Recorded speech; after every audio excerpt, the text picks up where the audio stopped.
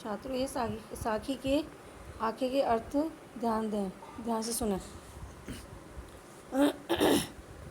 के ब्रहणी कुमीच दे के आपा दिखलाई, 8 पैर का दाछड़ा मुँह पे सहा नहीं जाई।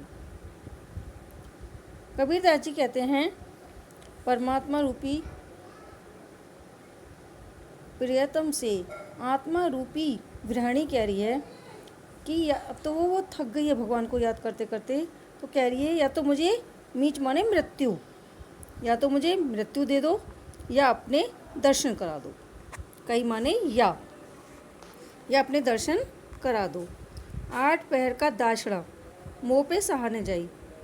अब ये सारे दिन की विरह, सारे दिन का दुख अब मुझ पे सहन नहीं होता है, इसलिए हे प्रभु मुझे अपने दर्शन करा दो।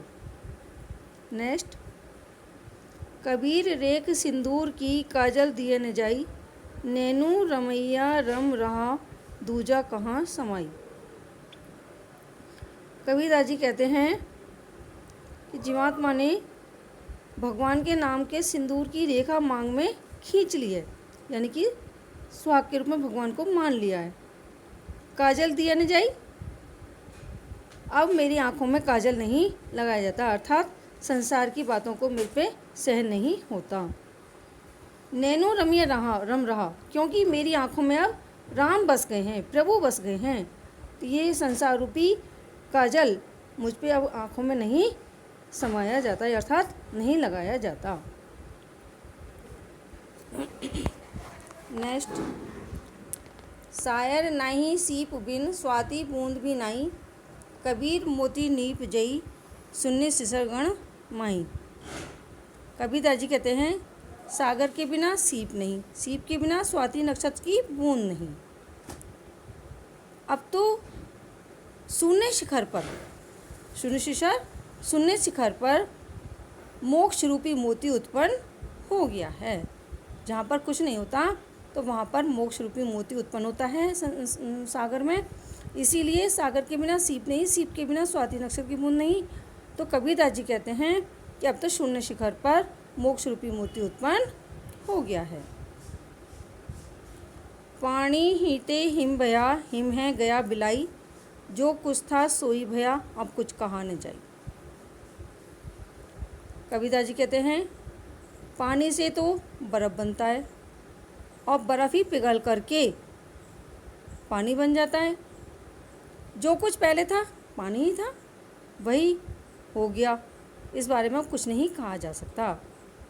अर्थात मनुष्य परमात्मा से ही उत्पन्न होता है, जीवात्मा जो होती है उत्पन्न होती हैं परमात्मा से ही उत्पन्न होती हैं, मृत्यु के बाद में उसी में ही समा जाती हैं। जो कुछ था वही हो गया, इस बारे में कुछ नहीं कहा जा सकता। नेक्स्ट, पंखी उड़ानी गगन को प्यंड रहा परदेश, पानी पिया चंच बिन भूल गया यह देश। कबीरदास जी कहते हैं,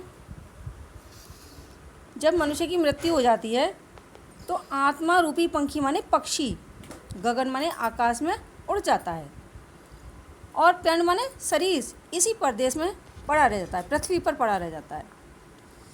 और जब भगवान के पास वो पहुंच जाता है तो बिना शरीर के ही, बिना चोंच के ही भगवान के रस को उसने पी लिया, तो पुराने देश की बातों को वे भूल गया, अर्थात भूल जाता है, पुराने देश की बातों को वे भूल जाता है, क्योंकि आत्मा ही तो ऊपर जाती है, शरीर इसी परदेश में पड़ा रह जाता है।